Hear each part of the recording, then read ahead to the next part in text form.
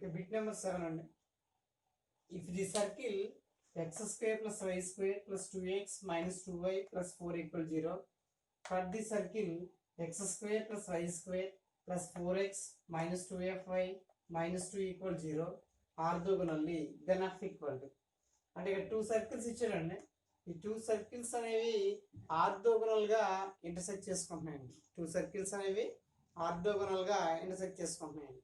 అయితే F value find out చేయమన్నాడు. Okay, first నేను ఏం చేస్తానంటే ఫస్ట్ సర్కిల్ ఏంటంటే X square plus why square plus 2x minus 2y plus 4 equal 0. అయితే ఈ సర్కిల్ కంపేర్ చేసుకోవాలండి. దేంతో కంపేర్ చేసుకోవాలి? X square plus why square plus 2gx plus 2fy plus cతో కంపేర్ చేసుకోవాలి. కంపేర్ చేసుకుంటే ఇక్కడ 2g వాల్యూ ఎంత అండి? 2 అవుతుంది. 2g వాల్యూ 2 అంటే g ఎంత వస్తుందండి? g వాల్యూ 1 వస్తుంది. Next 2f value -2, 2f value -2 అంటే f వాల్యూ ఎంత వస్తుందండి? -1. నెక్స్ట్ c వాల్యూ ఎంత అండి? 4. ఓకే, సో దీన్ని ఏం చేస్తామంటే X square plus why square plus 2gx plus 2fy plus cతో కంపేర్ చేస్తాం. సో కంపేర్ చేస్తే g, f, c వాల్యూస్ వచ్చినాయి. అండ్ నెక్స్ట్ సర్కిల్ ఏంటండి? X square plus why square plus 4x minus 2fy minus 2 equal 0. So దీన్ని దేంతో compare చేసుకుంటారంటే X square plus why square plus 2g dash X plus 2f dash Y plus c dash equal 0. So దాంతో compare చేసుకోవాలండి. Compare చేసుకుంటే 2g dash value 4, 2g dash value 4 అండి. అప్పుడు g dash value ఎంత వస్తుందండి? 2 వస్తుంది. g డాష్ వాల్యూ ఎంత వస్తుంది? 2 వస్తుందండి. 2f డాష్ వాల్యూ ఎంత అంటే 2f డాష్ వాల్యూ -2f అండి. 2f డాష్ వాల్యూ -2f అండి. అంటే మనకి f డాష్ వాల్యూ ఎంత వస్తుందండి? f డాష్ వాల్యూ -f వస్తుందమ్మా. తర్వాత 2f డాష్ వాల్యూ -2f కదండి. f డాష్ ఎంత వస్తుందంటే -f వస్తుంది. మరి c డాష్ వాల్యూ ఎంత అండి? c డాష్ వాల్యూ -2 అండి. c dash value -2. అయితే సర్కిల్స్ అనేవి ఎలా ఉన్నాయండి? ఆర్థోగోనల్ గా ఉన్నాయి. సర్కిల్స్ అనేవి ఆర్థోగోనల్ గా ఉన్నాయి. ఆర్థోగోనల్ గా ఉంటే కండిషన్ ఉందమ్మా 2 into gg dash plus ff dash is equal to c plus c dash. Orthogonal ఉంటే కండిషన్ ఏంటంటే 2gg dash plus ff dash is equal to c plus c dash. ఈ values దీంట్లో substitute చేద్దామండి. Okay, 2 bracket లో g అంటే 1, g dash అంటే 2, రెండు multiply చేయాలి కదా. 1 ఇంటూ 2 2 వస్తుందండి. ff డాష్ ఈ రెండు మల్టిప్లై చేయాలండి. -1 ఇంటూ -f ప్లస్ f వస్తుందండి. ఈజ్ ఈక్వల్ టు c అంటే 4, c డాష్ అంటే -2. సో ఇక్కడ 2తో మల్టిప్లై చేస్తే 2 2 4, ఇక్కడేమో 2f వస్తుందండి. 4 - 2 ఎంత వస్తుందండి? 2 వస్తుంది.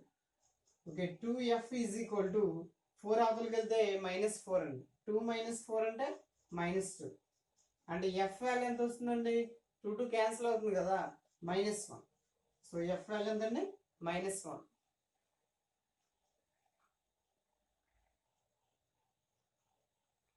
సో బిట్ నెంబర్ 8 అండి. If a circle passes through the point a comma b and cuts the circle x square plus y square is equal to k square orthogonally, then the locus of its center is. So ఇక్కడ ఏమంటాడంటే, so మనకు ఒక circle ఉందండి. ఇలా ఒక circle ఉంది. ఈ circle అనేది ఏ కామా బి అనే పాయింట్ గుండా pass అవుతుందంటండి.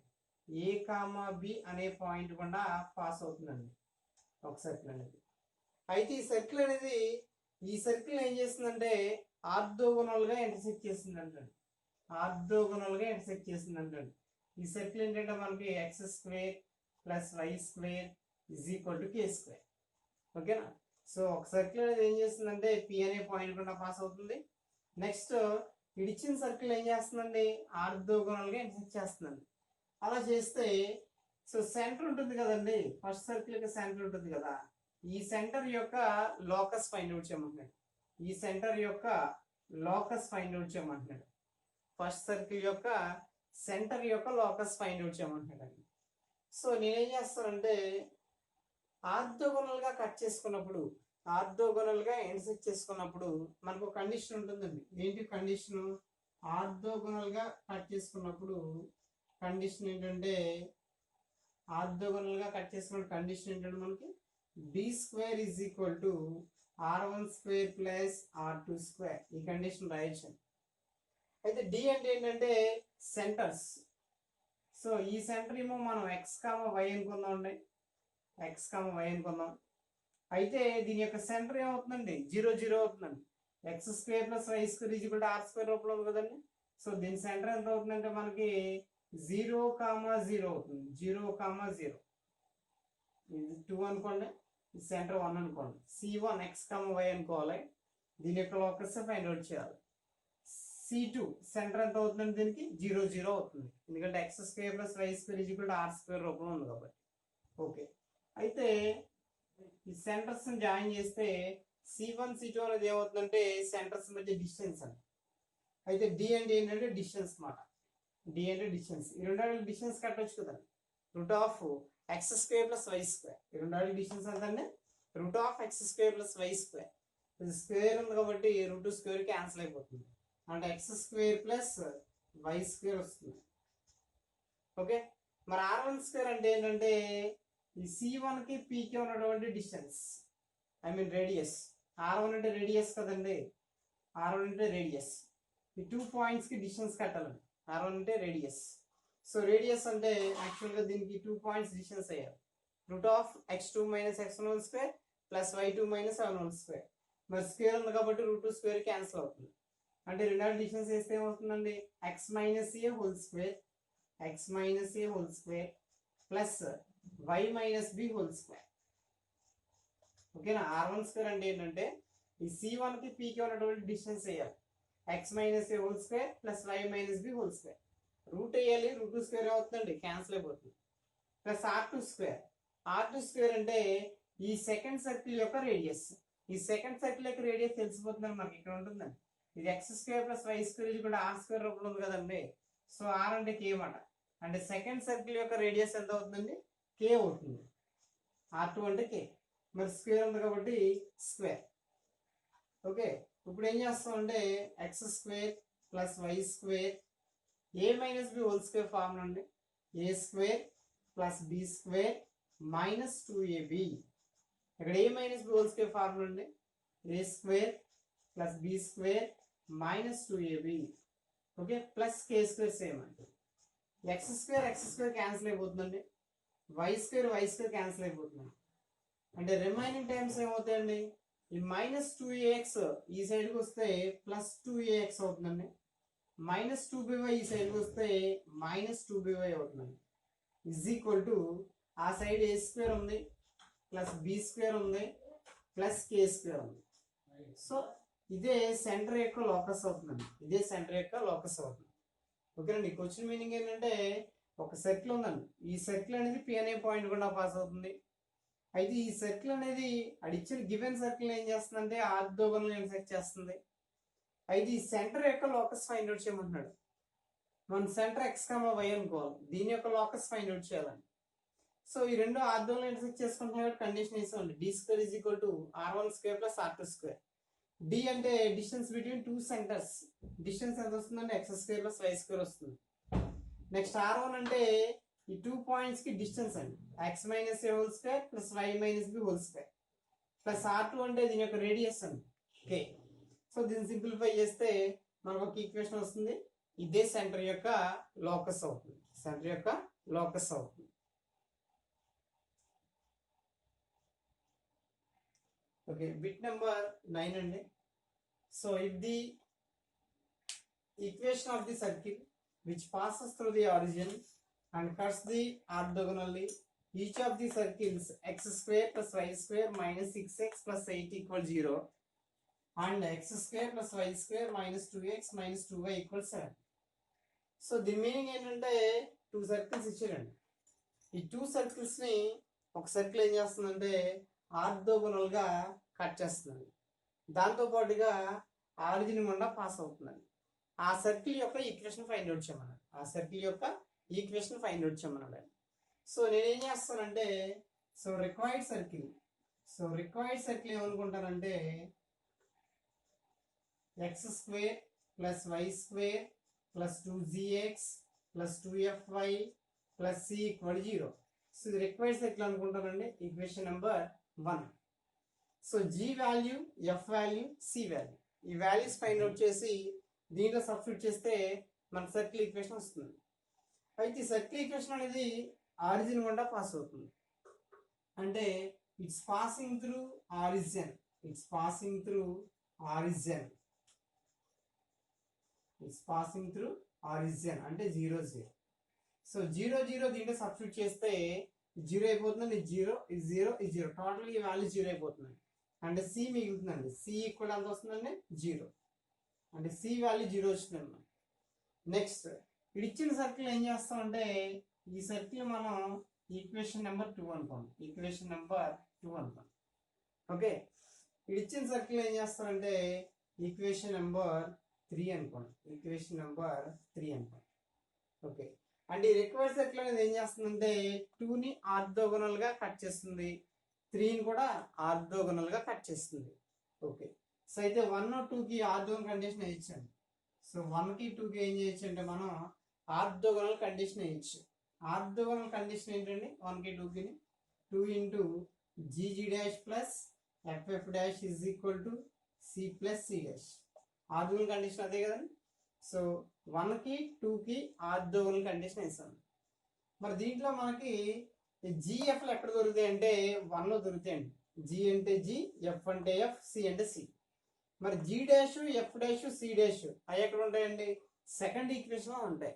G dash, f dash, c dash second equation లో ఉంటాయి. ఫస్ట్ ఈక్వేషన్ లో జి అంటే జి, ఎఫ్ అంటే ఎఫ్, సి అంటే సి. సో వాల్యూస్ రాద్దామండి. 2 ఇంటూ జి అంటే జి అండి, జి డాష్ అంటే సో దీన్ని ఆఫ్ చేయాలి, జి డాష్ అంటే దీన్ని ఆఫ్ చేయాలి, ఎక్స్ పక్కన ఉన్నదాన్ని ఆఫ్ చేయాలి. -6ని ఆఫ్ చేస్తే -3. ఎఫ్ అంటే ఎఫ్, ఎఫ్ డాష్ అంటే ఇక్కడ లేదండి, రైట్ టర్మ్ లేదు కదా, సో 0, ఎఫ్ డాష్ అంటే 0. So c, c value already వస్తుంది కదండి, 0 రాసుకోవచ్చు. సి డాష్, సి డాష్ అంటే ఇక్కడ సెకండ్ లో ఉంటుందండి 8. సో సింప్లిఫై చేస్తామండి. 2 ఇంటూ -3 -6g 0 అయిపోతుందండి, equal to 8. So g value కావాలండి, అవతలకి వెళ్తే డివైడింగ్ అవుతుంది, -8/6. సో సింప్లిఫై చేస్తే పైన కింద 2 టేబుల్ క్యాన్సిల్ అయిపోతుంది, 2 టేబుల్ 4 టైమ్స్, 2 టేబుల్ 3 టైమ్స్, అంటే జీ వాల్యూ వచ్చింది. సో ఫస్ట్ సెకండ్కి ఆర్థోగోనల్ కండిషన్ వేసాం. నెక్స్ట్ ఫస్ట్ థర్డ్ ఈ 2 సర్కిల్స్ కూడా ఎలా ఉంటాయండి ఆర్థోగోనల్ గా కట్ చేసుకుంటాయి. అంటే ఈ 2 సర్కిల్స్ కి ఆర్థోగోనల్ కండిషన్ అయ్యారు. ఫస్ట్ సర్కిల్ కి థర్డ్ సర్కిల్ కి ఆర్థోగోనల్ కండిషన్ అయ్యారండి. ఏంటి condition? 2 into g g dash plus f f dash is equal to c plus c dash. అయితే జిఎఫ్సీలు ఎక్కడ ఉంటాయండి? ఫస్ట్ ఈక్వేషన్ లో ఉంటాయి, ఫస్ట్ ఈక్వేషన్ లో జిఎఫ్సీలు ఉంటాయి. మరి థర్డ్ ఈక్వేషన్ లో ఏముంటాయండి? G dash, f dash, c dash ఉంటాయి. థర్డ్ ఈక్వేషన్ లో ఏముంటాయి?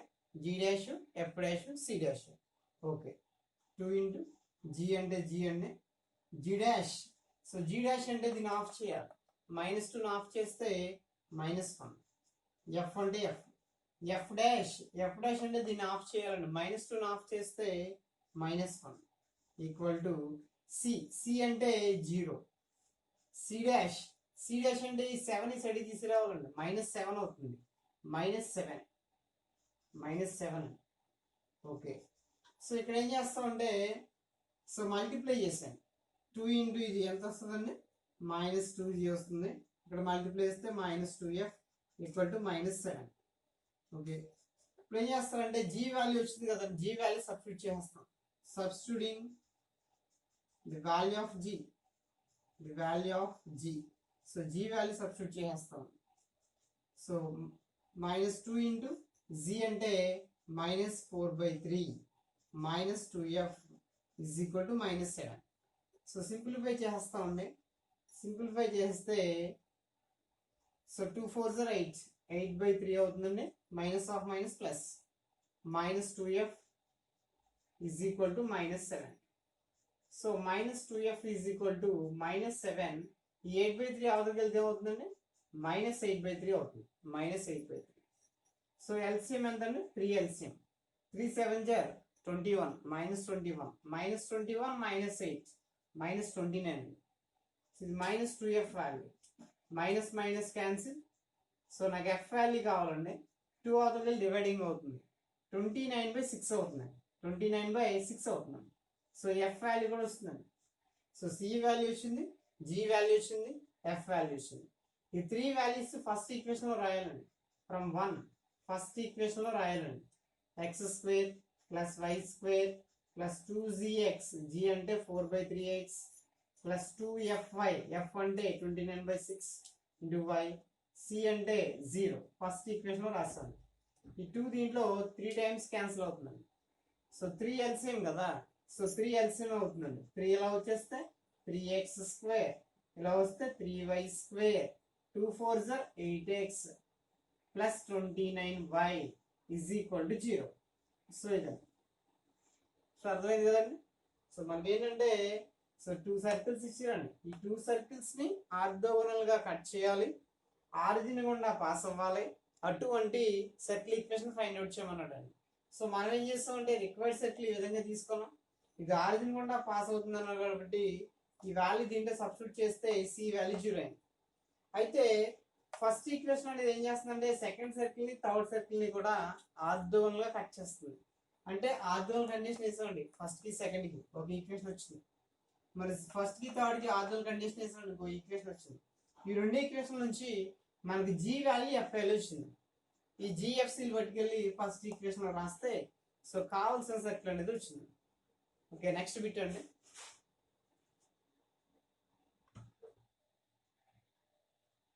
Okay, next so 10th bit అండి.